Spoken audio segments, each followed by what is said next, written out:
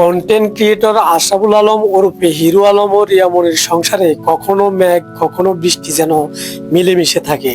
নানাভাবে আলোচিত এই জুটির সম্পর্কের চড়াই উতরাই যেন কোনো রোমান্টিক ট্র্যাজেডি সিনেমার কাহিনী থেকে একেবারে কম নয়।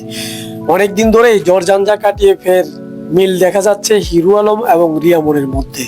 সম্প্রতি হিরো আলম জানিয়েছেন, গ্রামে সবকিছু ঠিক আছে, পরিবার নিয়ে তাই চলে এসেছি বগুড়ার গ্রামের বাড়ি, এখানে স্থায়ীভাবে বসবাস করব।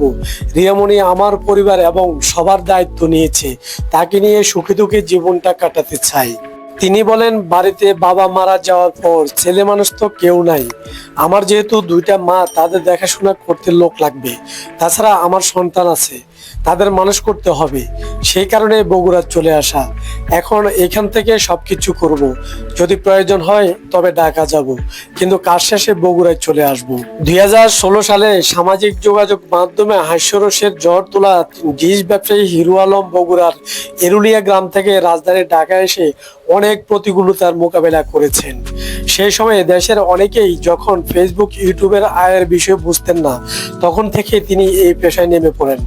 একের পর এক বানাতে থাকেন ডিজিটাল কন্টেন্ট। মানুষ তার কাজে আনন্দ আর হাসির রসদ খুঁজে পেলেও আলম নিজেকে কৌতুকাভিনী হিসেবে কখনো করতে চাননি, তাই নামের আগেই নিজে হিরো জুড়ে দেন।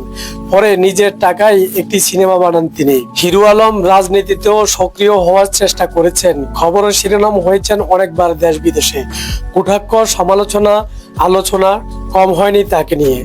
সর্বশেষ আলোচনা এলেন তৃতীয় স্ত্রী রিয়ামনিকে তালাকের ঘোষণা দিয়ে। আগেও দুজন স্ত্রী থেকে বিচ্ছিন্ন হয়েছেন আলম। জানা গেছে তাদের পরিচয় হয়েছিল বছর দুয়েক আগে একটি অনুষ্ঠানে। দ্রুতই তাদের মধ্যে ঘনিষ্ঠতা তৈরি হয়। সেই সম্পর্ক শেষ পর্যন্ত বিয়েতে রূপ নেয়, কিন্তু বিয়ের পর থেকে শুরু হয় নানা জটিলতা। স্ত্রীর কাছ থেকে তালাকের নোটিশ পেয়ে আত্মহত্যার ঘোষণা দিয়েছিলেন হিরো আলম, তবে পরিবার ও সন্তানের অনুরোধে আত্মহত্যার সিদ্ধান্ত থেকে সরে দাঁড়ান তিনি। আলমের দাবি, পরকীয়া জড়িয়েছিলেন তার স্ত্রী। প্রমাণ হিসেবে নিজের ফেসবুক পেজে স্ত্রীর প্রেমিক আরেক কন্টেন্ট ক্রিয়েটর ম্যাক্স অবির সঙ্গে কয়েকটি গোপন ভিডিও ক্লিপ প্রকাশ করেন তিনি। তারপরই স্বামীকে তালাকের ঘোষণা দেন রিয়ামনি। তবে তালাক বলে আবারও সম্পর্ক ঠিক করে নেওয়ার তাদের উপর খুশি দুজনেরই পরিবার। আপাতত তারা বগুড়াতে পেতেছেন সুখের ঠিকানা। সো ভিউয়ার্স, এই বিষয়ে আপনাদের মতামত কি, অবশ্যই কমেন্টস করে জানিয়ে দিবেন। বাংলাদেশের সমসাময়িক বিষয় এবং বিনোদন জগতের সকল সত্য আপডেট জানতে ওহিদুর মিডিয়ায় চ্যানেলটিকে সাবস্ক্রাইব করে সাথে থাকুন।